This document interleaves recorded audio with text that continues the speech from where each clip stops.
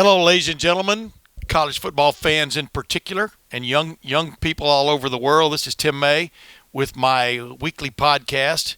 This is a big week. This is opening week for Ohio State football. I always get fired up when college football season starts, and there's no exception to this season. There's all kinds of intrigue, I think, going on. I know everybody wants to say it's Alabama, Clemson to win it all.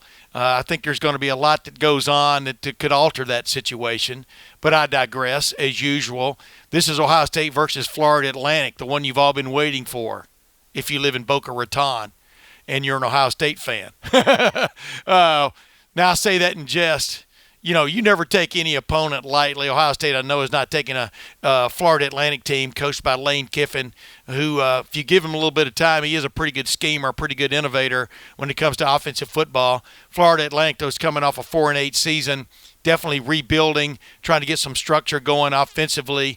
But then they're loaded with transfer talent, not the least of which is their running back B.J. Emmons, formerly signed with Alabama. He was one of the top running backs in the country when he was coming out several years ago. And then they've got a quarterback who's back, Chris Robeson, who was their starter last year. I think he threw 12 interceptions and threw 12 touchdown passes. They'd like for him to be a lot better, but he was suspended all of spring while they looked into an off-season situation. An extracurricular situation. It turned out to be moot. He's back with the team, but they had some competition for that starting quarterback job this year. So we'll see where that goes on Saturday. But the bottom line is, it's Ohio State in Ohio Stadium with a youngish team from an experience standpoint, especially on the offensive side, ready to show its wares, led by a quarterback who transferred from Georgia. And let me see if I can remember his name. I think it's Justin Fields. Bottom line is, everybody knows who he is, who follows this show, I'm sure. And they've got a bunch of young receivers who really want to step up now that the three amigos have moved on.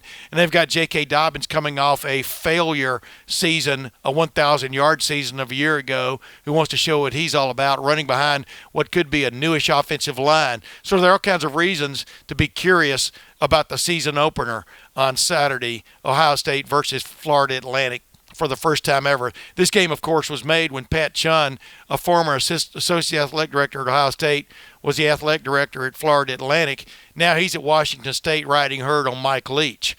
But the bottom line is, it's going to be a good payday, I'm sure, for Florida Atlantic. It's going to be an eye-opening experience one way or the other for Justin Fields and Ohio State offense. And I'm going to bring on my cohort and friend, Boston.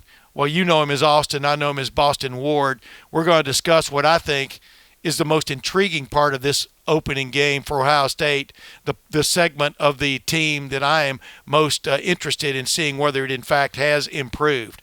But with that said, the great thing about being around Ohio State football as long as I've been is I've seen guys come and go and come back again. And one of those fellas who's very intriguing to me, I remember talking to him when he was being recruited out of high school. He suffered a broken leg his senior year in high school. Brian Hartline, he was considered one of the elite wide receiver prospects in the country at that point. And I remember him attending a game. I swear he was in a wheelchair, but he might have been on crutches. But he came to an Ohio State game, and I remember running into him in the southeast corner of the stadium. This guy always had a smile on his face. He was always effervescent. Now, of course, you know him after he played at Ohio State and then had a 7-year career in the National Football League. You know him as the fellow who was named the full-time wide receiver coach last year in August to replace the suddenly fired Zach Smith, and did a really good job in his first full year as the wide receivers coach for Ohio State. Just look at what the three amigos accomplished last year. Of course, it also helped. They had the most accurate quarterback in Ohio State history, Dwayne Haskins Jr., throwing them the ball. But now he's come back. He's become a real ace on the recruiting side of things. And he's also extremely well respected now for the way he coaches the position of wide receiver. If you've ever been to watching him in a session, he leaves no detail unnoticed when it comes to the receivers, from the way they stand at the line of scrimmage to their first step, the way they get off the ball, getting that first inside or outside position, whatever it calls for, and of course block, which was part and parcel of the Urban Meyer offense for wide receivers to get to play, and it's definitely still the same under Ryan Day. So, without further ado, here's a little interview I did with Brian Hartline, just talking about how far he's come, well, in the last 10 years, but definitely in the last year. This is Tim May. Tim May podcast, talking with Brian Hartline. The podcast, huh? Yeah, exactly. You're only big time if you have a podcast. Yeah, exactly. I got you. Good. Depends on your subscribers, yeah. but I digress. Gotcha. Brian, I've known you since you were you were always been about this tall. Probably close, 6 foot. What is the biggest lesson you've learned? This is going to be kind of like esoteric, but the biggest lesson you've learned about life as a football player and coach, just this game, over the last 15 years? What have I learned? I think it shapes people. I think that although culture is changing very quickly, culture in football is not changing as fast, although it is changing. Expectations, toughness on coaching, toughness on life. I think it is, a decade behind. Like if you were to compare football and culture, in normal America, I think that America's culture is really far ahead, and the football culture is back here, but we're still hanging on for some decency. So, yeah. But I think that I just love the camaraderie. It's the best team sport there is, and that's being lost. So, it's very close to me and my family. It's provided everything, both from a personality standpoint and a family standpoint for me and myself and my family. So it's very close to me. I'm very protective of the game of football. But you touched on something I wanted to hit with you. I mean, when you were coming along, two-a-days were still around. Hell yeah. Now it's like you got to be careful out there for all kinds of reasons. But what have you found? What has evolved as far as teaching the game? Just in your, you've been around here for a couple of 3 years now and stuff. What have you seen that's really evolved? You have to make the most of the little time you have. How do you approach that?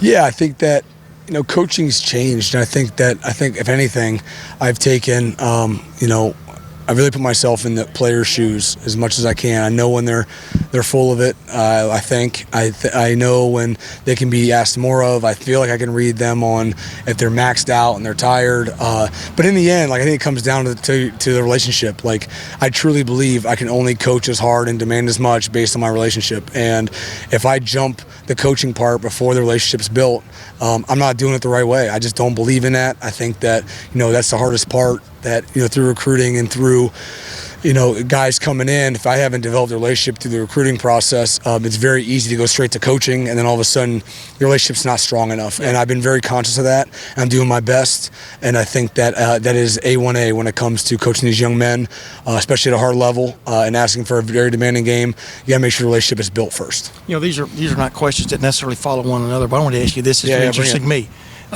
You're a guy who's been in the league. You've got guys sitting in front of you in meetings who want to be in the league.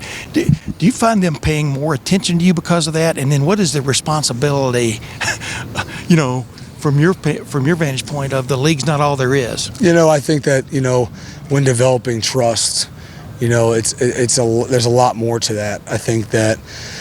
At first it might give me an audience, the whole fact of maybe what I've done before. Get their attention. Yeah, it gets your attention, but then you have to maintain it. And I think that comes from competence. That comes from showing that, you do know what you're talking about. It is working. And that's just over time, right? I mean, in the end, if someone was there, there's probably a lot of great heart surgeons that can't teach how to do surgery. So I think that it all comes together. I think that, competence is a big part of it. My character, if I'm asking guys to do stuff and I'm not doing it, isn't that kind of BS? So I just make sure it's very transparent, and I would never ask these guys to do something that, one, I've never done or tried to do, or two, I don't live that same way. So I try to be very authentic that way, and I think that I'm kind of an open book, and they kind of know that. I hope they feel that way, because that's my intent.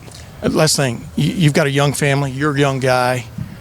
A year ago, you were named the wide receiver coach, permanent, not permanent. Nothing's ever permanent at Ohio State. Oh, permanent. Yeah, at the Ohio State. Yeah. But What is it about this game that you found that you really that this is your bailiwick, that you could be a coach the rest of your life, so to speak? Yeah, it's actually amazing because when you're a player, and these guys have heard it, but it's like when you're a player, you think that's like your calling. You think that's why you're here. Like, I'm an athlete. That's all you think about. And nothing wrong with that. You probably need that to be successful, and really maximize your career. But I think that once I became a coach, and you just kind of see that look in their eye, and and they get really excited, and they're 22 years old, like, Coach, you see my, and they point out a drill or a technique, and it just clicks, and they just you can feel that. I was like, oh, playing ain't nothing. I was like, this is my calling. I think I really feel like I played just enough so I could learn and get trials and tribulations to come and do this, and hopefully do it the right way. And I've experienced a lot of really bad coaching, and I've also experienced some great ones in Coach Hazel. So to me, there's not enough. I think the drive did come from I had some poor coaching. I didn't think it was fair. I was willing to give it my heart and soul, but I didn't get that in return. I just feel like there's opportunity out there to help young men, both at the college level and the NFL. They want to be coached, and but coached the right way. And I think that anytime you can do that, special things can happen. I want one other quickie that just brought this.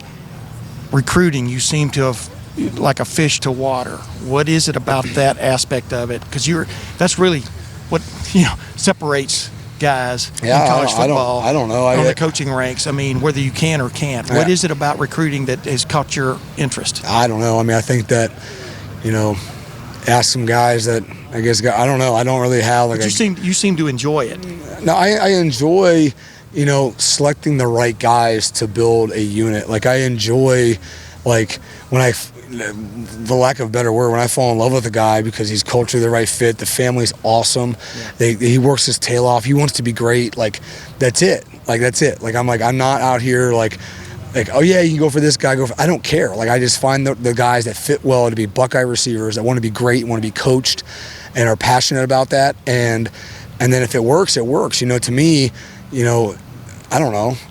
I just enjoy finding young men that want to learn the art of playing receiver, and then letting me coach them. If they have that same wavelength, then it's probably pretty good. And that's really all I feel like I've tried to do. Is the excitement of the approaching season, how different is it for a coach compared to a player? Are you on pins and needles right now? Yeah. I mean, is it? Yeah, it's I'm not a father for them, but it's I'm ready to go see them, all their hard work unleashed. It ain't me. It's nothing to do with us. We'll do our best to put them in position to make plays, and all their hard work, I hope, shows up on Saturday. And I tell them all the time, I wish every single guy in this room could have $150, 10 catches for $150, but it's probably not going to happen. So, but with that being said, I just want them all to see the fruits of their labor. It's all I care about. And frankly, more times than not, what I learned last year is I rarely go home feeling good, because I want every guy to have that success. And when I feel their pain, when they have pain, I feel their pain. And obviously everyone can't have, as long as we're winning, I know that's a big part of it too, but I just want everything for them. And I think that, that's all I can hope for. That's what I'm excited for. I'm sure it's like a parent watching their son go play football somewhere. They just want the best for them.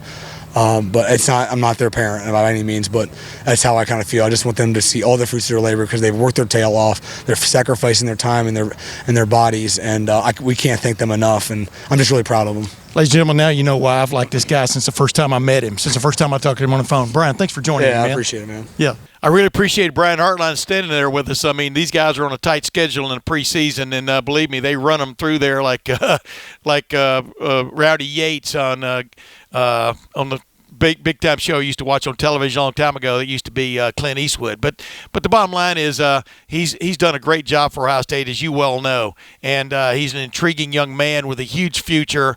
I mean, I got asked on a national radio show one time, a couple of guys on his staff I thought could become head coaches down the line, maybe sooner rather than later. I brought him up because he has that kind of that look about him, that Cliff Kingsbury sort of effervescence that he's going to probably, after he gets a few more years under his belt, could be attractive to some major program out there for a lot of reasons. And, Mike Yursich is another one of those guys on this staff. Tony Alford, I mean, right on down the line, yada, yada, yada. But yeah, Brian Hartline has got a big-time future.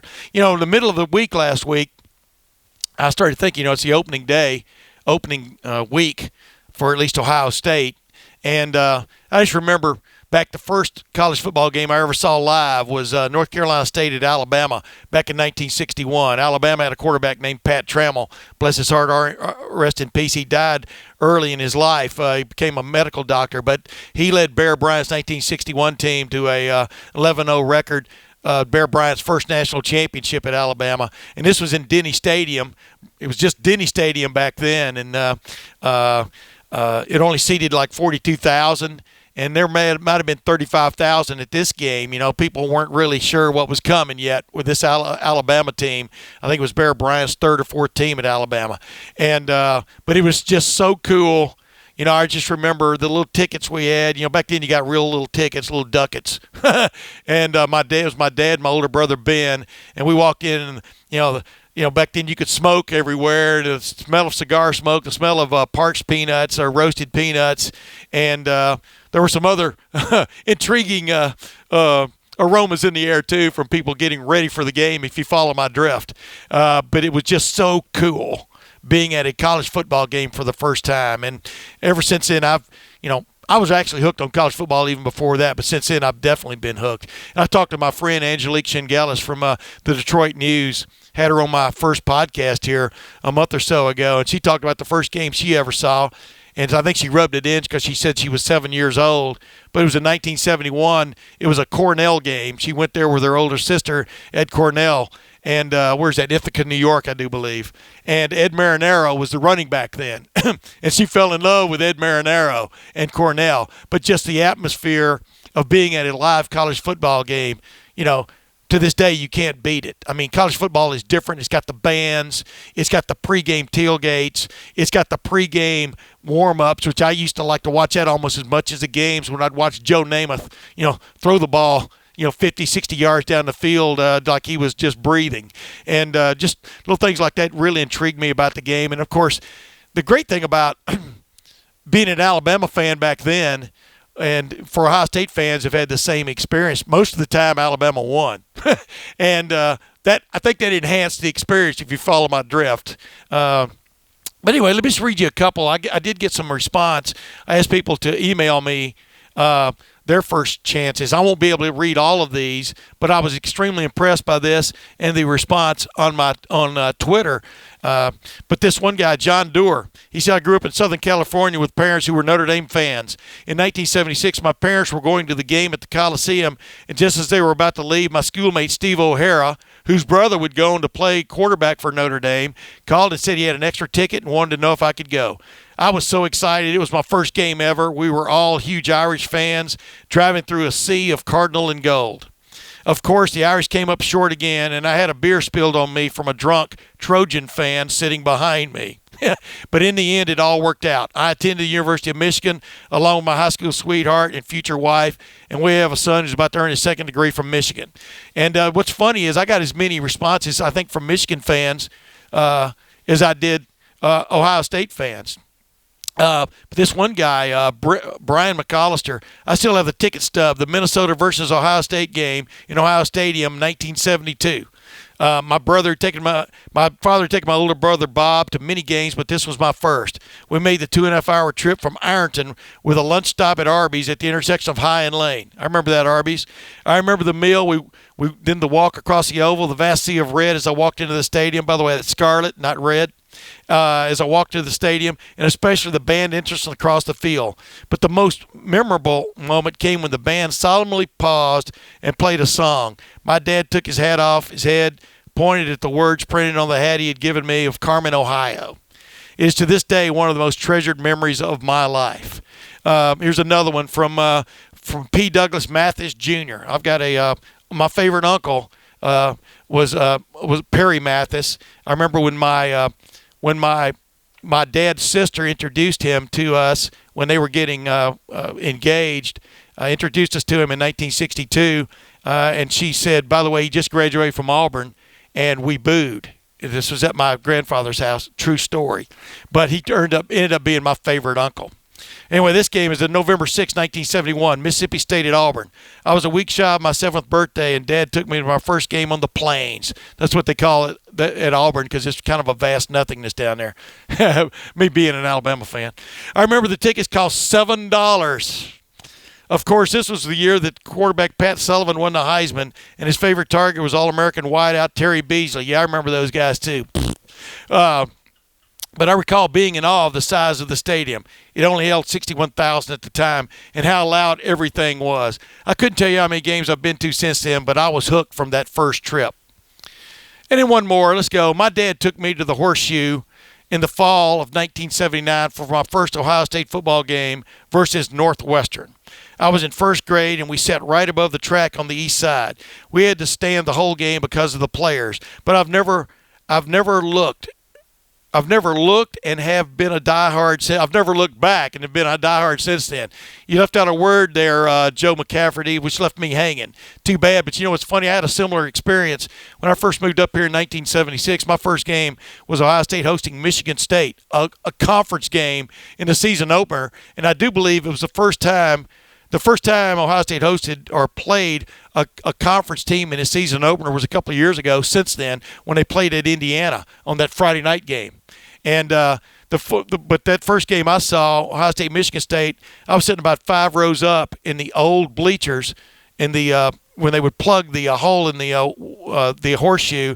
They had just bleachers they put up, temporary bleachers, which looked a little rickety to me, but everybody told me we'd be okay.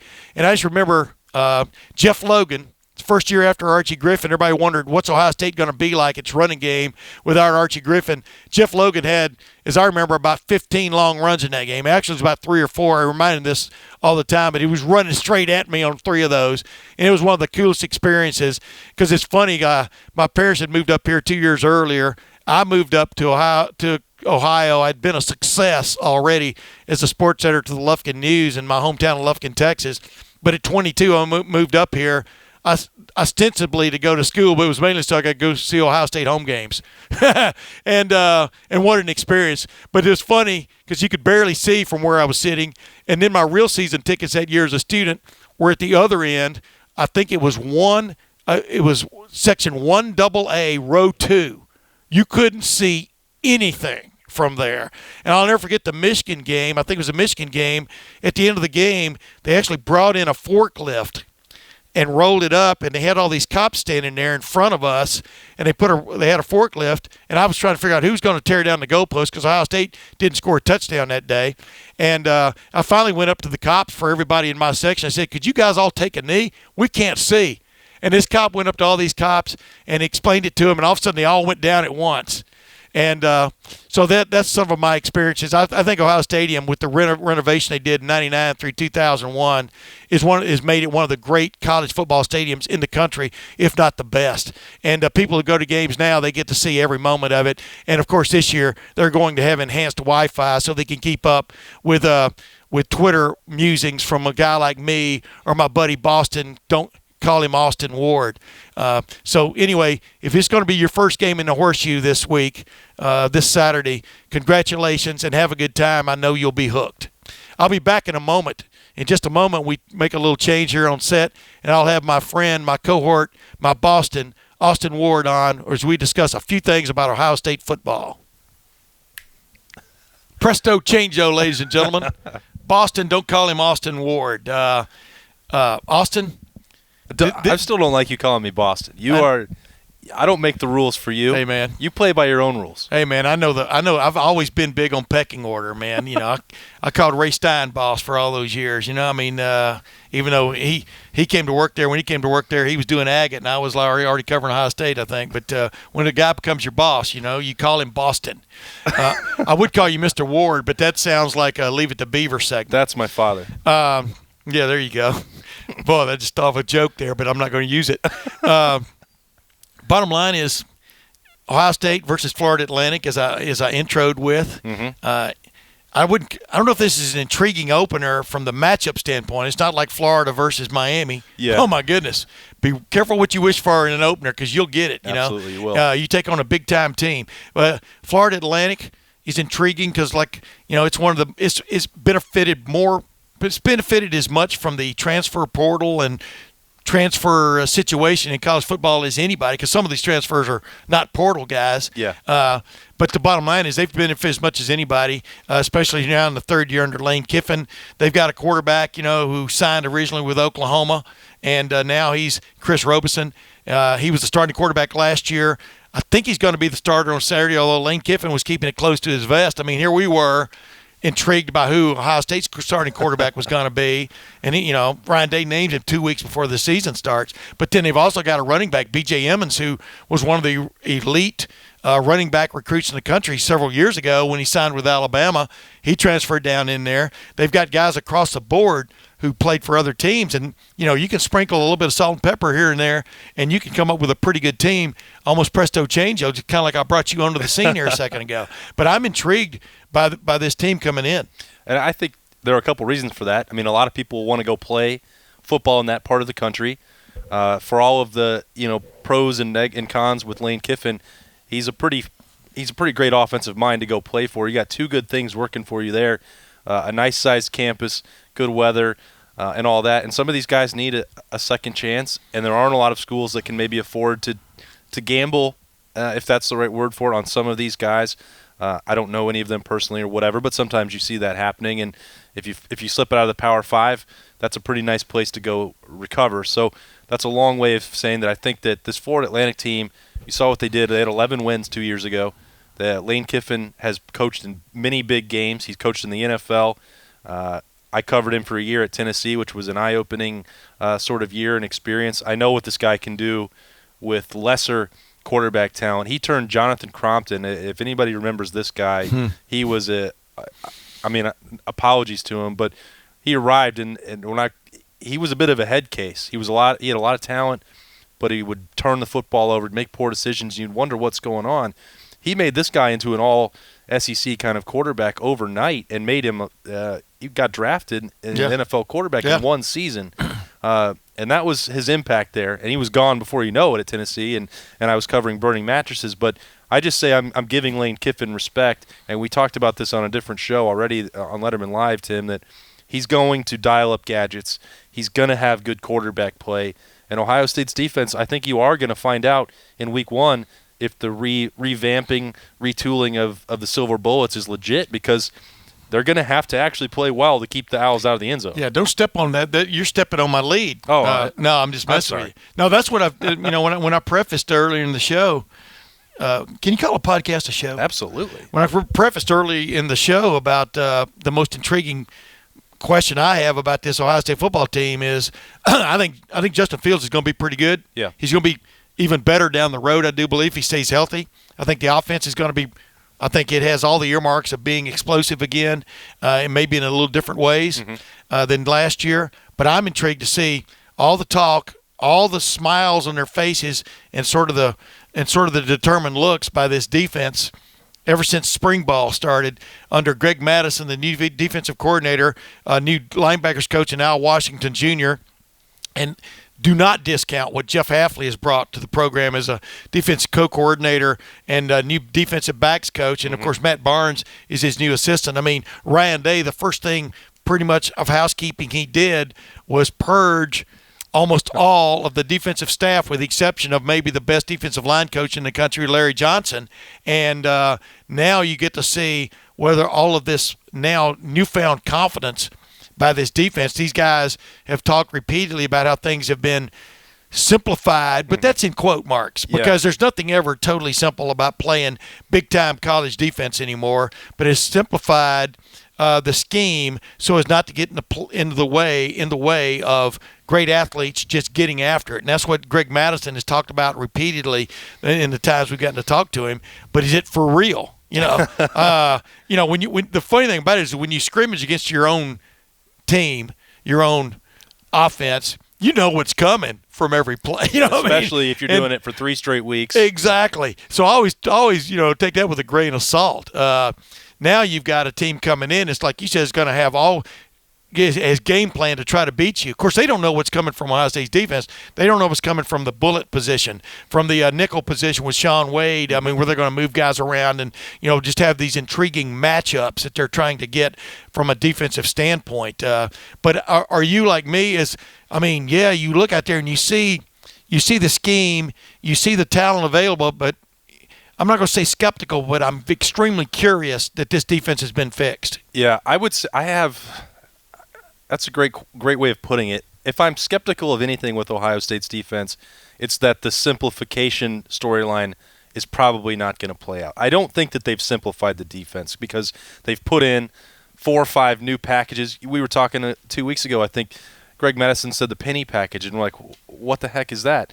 I wanted to say penny for your thoughts, yeah, but so it wasn't my time. I think that there are more things that they can do. The scheme is more versatile, and that doesn't make it more simple in my mind. If you're giving more responsibility, more complex looks potentially, I understand that it's simple, that the way that they are teaching effort, and that everybody wasn't maybe running to the ball with maximum intensity, and that if things get haywire, they're okay with that as long as you're playing hard. If that's the mentality and you're giving them that more straightforward approach, I'll buy that. But in terms of putting out a more simple scheme, well, they were pretty simple last year. They said this is what we're going to play, and they did it every single week.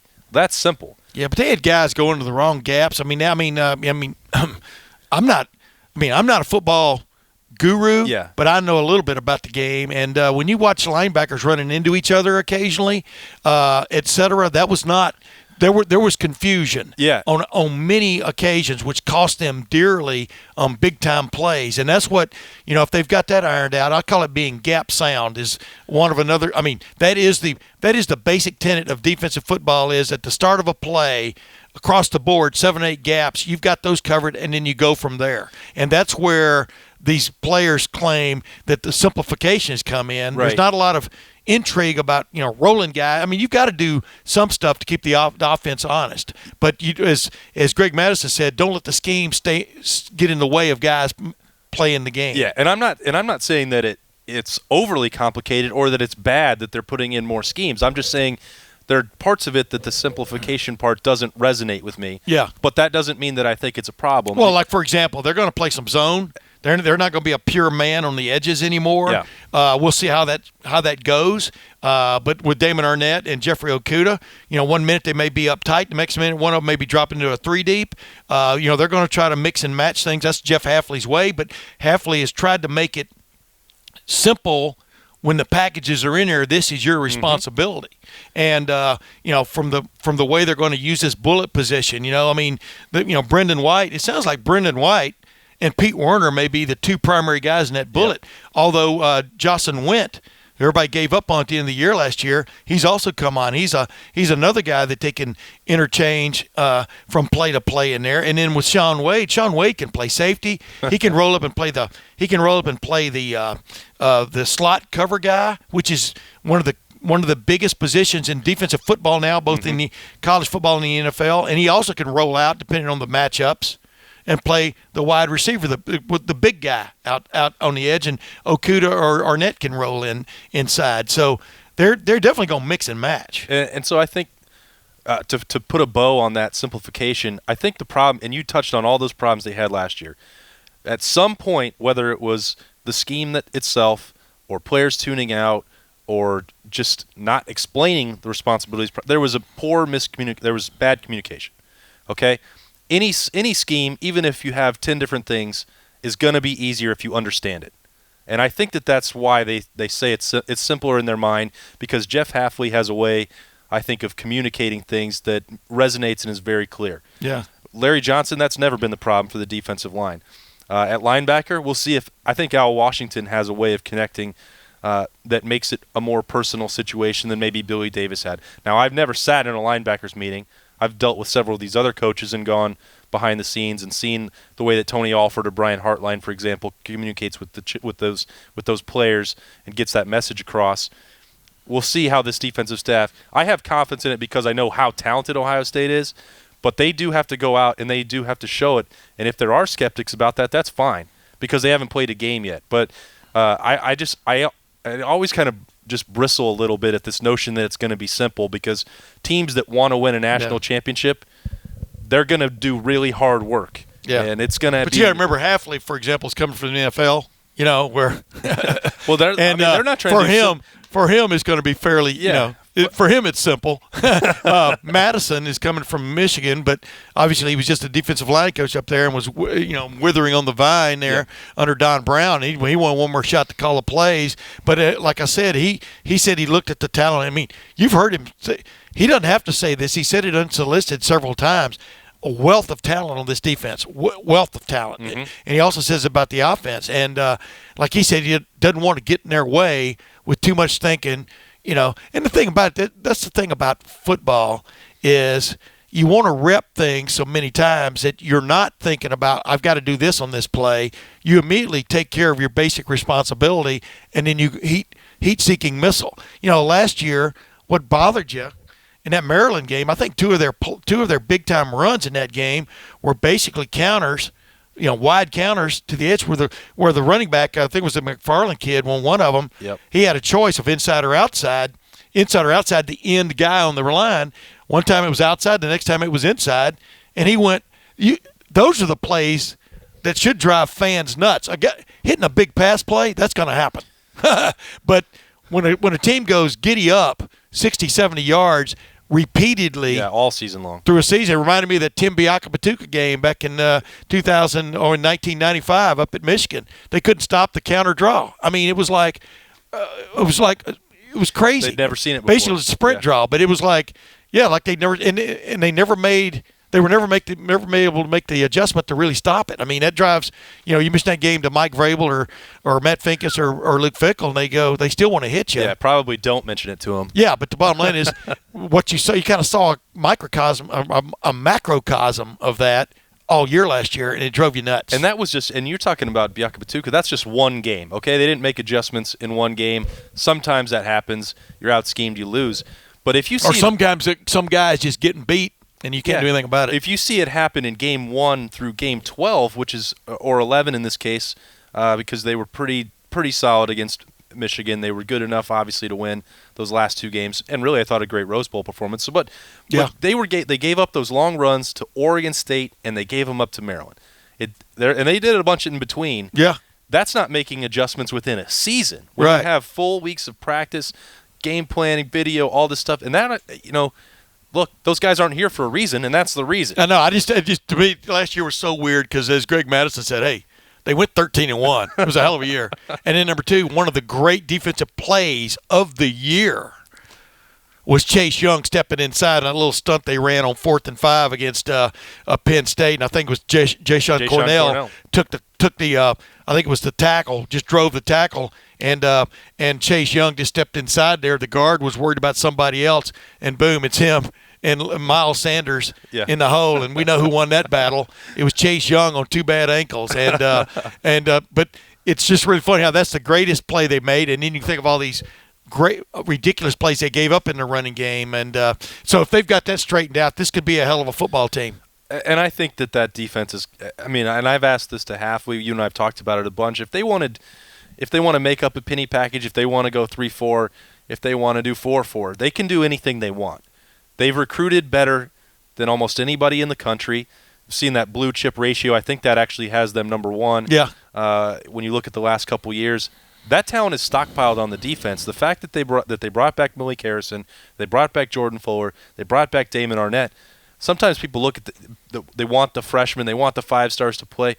You're better off if you have experienced 4th and 5th year guys this isn't in your basketball. program. Like, that's what you want. Yeah. And Ohio State has that. Chase Young, Jonathan Cooper, we'll see what that health situation plays out. But in Robert Landers, Devon Hamilton, Tuff Borland, Pete Warner now with the year of starting experience, that's what you have to have. And I think that there's a really good case to be made that you could have kept the same defensive staff from last year, and they certainly wouldn't have been the worst defense in school history this year. Yeah. But the fact that you give a new staff and new ideas to experienced football players who will know how that applies, that's what tells me this could be a massive turnaround along the likes of I always Chris tell everybody, Holtman look at did Marshawn Lattimore the first time you saw him on the field, and then, his last year at Ohio State. Without a oh, doubt. my goodness. I mean, right on down the line. I mean, You can bring. I mean, look at Eddie George as a running back, his junior year and then his senior year. It's unbelievable the difference this guy made when he became a patient, confident running back. He became the best, the greatest running back in Ohio State history from a stat standpoint. Yeah. Or at least that one season. Let's put it that way, and won the Heisman. But it's just amazing what a year of experience does for guys. We're going to be back next week, and we'll be talking about what we saw in the opener on my podcast. I'm also going to have Kirk Barton in because I wanted him to analyze the offensive line play because they've got 4, possibly 5 new full-time starters. Yeah. And I don't know if full-time is the right word, but, Josh Allaby possibly playing for Thayer Munford. We'll see how that goes. Thayer Munford probably never miss a play the whole year. But he definitely has been on a pitch count through preseason camp. But without a doubt, it's going to be a rearranged new offensive line, which I think is definitely going to be one of the major factors on to make or break this team with a brand new starting quarterback and a rejuvenated J.K. Dobbins coming off a failure 1,000-yard season. He's ready. He's primed. What's just your sense of what we're going to see from the offense in a nutshell? I think it's going to be very heavy on the ground this week. And people will have this expectation that Justin Fields is going to come out and instantly be, maybe not everyone, I don't mean to generalize that way, that he's going to be a Heisman contender. I think by the end of the season he can be as he gets more comfortable. And I think that teams will start defending him differently. And you're going to see passing windows the way that J.T. Barrett had. Teams were afraid. They load up the box. And the wide receiver core just wasn't quite to the If Dwayne Haskins Jr. had been a running threat last year, oh, my God, it would have been unbelievable. I think the Oklahoma offense, the yardage would have been unbelievable. Is a good example of that with Kyler Murray. Murray was not and never will be the passer that Dwayne Haskins was. And that's not – it's not common, I guess, to compare these two guys. You know that they have different skill sets. And they're different sizes. And the same as with Baker Mayfield. Yeah. And Justin Fields is not those two guys, but if Kyler Murray was 5 inches taller, he's got the same speed as Justin Fields. Yes.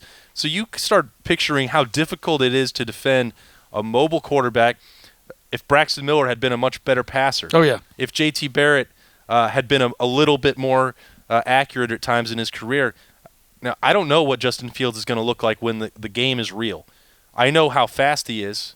I know that he has a quarterback's coach and an offensive coordinator who know how to get him to an elite level and call plays that'll work. He's got receivers that'll help him. But his best friend, I think, and what we're going to see on Saturday is J.K. Dobbins, who is in some of the best shape. You talked about Eddie George. He's not built like Eddie George, but he's starting to look and carry himself like Eddie George. In last year that he was the guy that was supposed to be the Heisman candidate.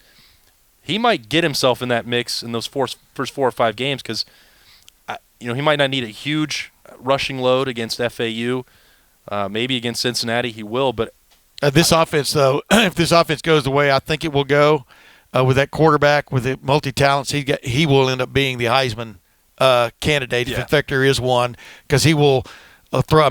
The main thing we know is he's going to be contending for the Silver Football Award because since Urban Meyer has been at Ohio State, Urban Meyer and now Ryan Day, the Silver Football Award it's got a home here. It's got a home away from home here in Columbus, as opposed to Chicago Tribune building. Yeah, but, you're exactly right. What are we going to see on Saturday? I don't think that it's going to be the full Ohio State offense. Is my answer there. I was getting into Tressel territory again for you, but. They're going to lean on J.K. Dobbins. We've talked a lot about DeMario McCall. I continue to believe, and I've asked several people about this at Ohio State, you do have to be a little specialized in the role. He's not going to go between the tackles. He's not going to be J.K. Dobbins. And when Master Teague is maybe fully healthy, he'll take some of that stuff because he can do the blitz pickup part. But you get DeMario McCall, and you've said this, I'm just going to steal a line. You get DeMario McCall on a wheel route, he's going to score every time.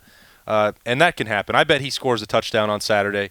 Those guys in the backfield are going to play a big role, and I think you'll see, KJ Hill doing a lot of stuff there at H-back, and that's an opportunity where he just really starts the season strong with shorter passes, more in control for Justin Fields in the easier one. They're going to score. Justin Fields is going to look good, but he's still not going to be a finished product where the passing game is going to be anywhere close to what Dwayne Haskins. But here's the thing. They do need to get him going with the passing game. Right. That's why I think this time a week from now we'll be talking about one of 3 or 4 guys. One is Benjamin Victor, because it's now or never for Benjamin Victor to be that constant threat. I really think that the most understated part of this offense that's intriguing to me are the tight ends, Luke Farrell and Jeremy Ruckert. Ruckert, we know, was a great receiver in high school. Now he's become a full what they call a full-time tight end from the standpoint of a blocking standpoint, et cetera. And then Jake Hausman has definitely taken the bit. Do not forget about Rashad Berry. And Rashad Berry, exactly. So it's like, I think those are the guys that may have a pop out on Saturday. Okay. And well, if Ruckert scores, people have been waiting for that. Yeah, exactly. And so it's going to be intriguing. You know what? I appreciate you joining me again, Boston. You don't care about my first game? That was the coolest. Oh yeah. You know what? That's a good point. You grew up in Tulsa. I did. So your first game was in Skelly Stadium, or did you go somewhere else? It actually wasn't. My dad, when I was growing up, was a season ticket holder for the Sooners. So it was about a 2-hour drive from Tulsa down to Norman. Yeah. Did you take the back way, or did you take the turnpike? I'd usually take the main roads, because one time. So this is not a good story. There's the turnpike, right? Tulsa to Oklahoma City. Broke down on the interstate. This is one of my earliest memories going down, because I didn't get to go to every game. Obviously, I was 4 or 5 years old. You're not going to waste one of your season tickets on. So you went to the Kansas State game? Yeah. No, it would be Kansas. Well, no, I forgot how old you were. It'd be Kansas, or it'd be sometimes Oklahoma State when they were Wichita really bad. State or something. Yeah, and I think this game that I missed when we broke down, my dad was just so upset. It wasn't one of the big ones. It didn't matter, but broke down on that highway, and he's pushing it to the gas station back. No cell phones in those days. Just remember, like, I'm 5 years old. He's trying to push it.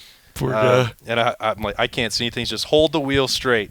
He's buying me comics and everything to keep me occupied. We had to find a Chili's or something to watch the game. But the first time I remember going to the big ones, because I think the first one was Oklahoma State, but I don't remember much about it. My first actual memory of college football is that I'm old enough now, 5 or 6 years old. I want to go to one that matters, and my mom's got my back. And back in the 80s and 70s before that, but this was the 80s. OU Nebraska in the Big 8. That's the rivalry. I mean, OU Texas is its own thing, and I got to go do that at the Cotton Bowl. Yeah, but OU Nebraska was huge. And people, I think, forget about that. Because now that they're back in the same league and everything, they've got the importance or separate leagues for OU Nebraska, but OU Texas, it never stopped and going down there. But OU Nebraska was huge, and I go, I'm going. This is my first one. He's got the season tickets are in the one end zone, and I'm ready. Let's do this. He said, son, you better be prepared, because if you go, you're staying for the whole game. It's going to rain. We've got bad weather. He said, we're not leaving early. And I said, no problem. I can handle it. I'm ready. This is OU Nebraska. You got to be ready. Let's go. So go down, and it is cold. It's pouring rain. In my mind, it must be late November. I don't know when it was, but I was bone cold. And I'm just sitting there shivering, and I refused. He started seeing me in the second quarter, and I'm just shivering. I've got the poncho on, long sleeves. I said no, and I'm sure that he's going to reply on Twitter and talk about this in the details I have wrong. But yeah, I think we got. I can't believe you left out any details as far as you've gone so far. Well, I'll write it down in an email next time and you can read it. Yeah, there you go. But he finally, I think at halftime, he's like, this isn't working. And I said, I don't want to go. You told me I had to stay. And so we left OU Nebraska. I think it was maybe 14-7 in this terrible weather. And that wound up at another Chili's, I think, to watch, try to find some place to get us in. You went from being chilly to being in Chili's. Yeah, that's pretty funny. So that's like, everybody has these wonderful memories for their first time, and dude, and really it is that I got to go with my dad, and I knew the pageantry and the importance of that game, and I wanted to be part of it, but sometimes the weather derails it, and that's really my first memory of being in a stadium. We were, I told about going to the Alabama-North Carolina State game in Tuscaloosa way back when, and I'll never forget that day we drove up there, and all of a sudden they drive by Denny Chimes, which is in the middle of the Alabama campus, that one street, and it's really busy and stuff. And all of a sudden, my mom opens her purse and pulls out those 3 tickets and handed them to me and my dad, and my older brother Ben, and we got out. That was like a Christmas morning times 14, because we didn't know we were going to the game. We thought we were just dropping Dad off to meet a buddy of his, and that was the greatest thing ever. And it's funny, real quick. I took my sons, Kyle and Corey. Corey, I think, was like 8. to an Tennessee Titans at Cleveland Browns game in December. And I don't remember the year because back then, I hardly ever went anywhere because I was worried something was going to happen on the Ohio State beat. And it started snowing as we were walking to the stadium because we stayed in a hotel downtown. I'm telling you, by the first quarter, the place was filled with snow. Eddie George had a hell of a game. I only saw about 14 plays because I kept having to walk my son Corey to the bathroom, which was the only heated place in the stadium because, of course, we didn't have suite tickets, and we left in the middle of the third quarter, which killed me because my mom brought us up. Man, we used to go see Astro games and Houston Oilers games, and if we had bought a ticket, we stayed for the whole thing. Yep. And I'm sure that cut your dad to the bone too, but he was taking care of his little boy. He did, and but that's also the mentality. He had to give in one time. We go to any game. It's still this way with me and my dad. It's going to be that way when we take Liberty to soccer games or anything else. I like to stay to the finish, even if it's over. That's what you're there for. Yeah. And I sort of get it. Like who's most outspoken about that? Nick Saban, your team down there at Alabama. Come to the game. Be there when it starts. Yeah. And stay till it's over. Yeah. Because the guys that are on the field work really hard. I get that. I can't understand spending $150 on a ticket and not staying until it's over. But that's also one way or because the other. That's also because I learned firsthand. Yeah. How much it costs if you don't. I think it's because of my humble. I think it's because of my humble upbringings. That's the reason I think about it that way. Well, ladies and gentlemen, we'll be back next week for another Tim May podcast, and we'll be talking about what we saw in the opener, what we might see coming up. It's going to be intriguing. Like I said, I'll have Kirk Barton on to analyze the offensive line play, which I think is intriguing. Mm-hmm. A lot of people think this could be a great offensive line by the end of the year. We'll see if they get off to a roaring or a stumbling start. But until then, this is Tim May. I think my friend Boston Ward. We'll see you next week.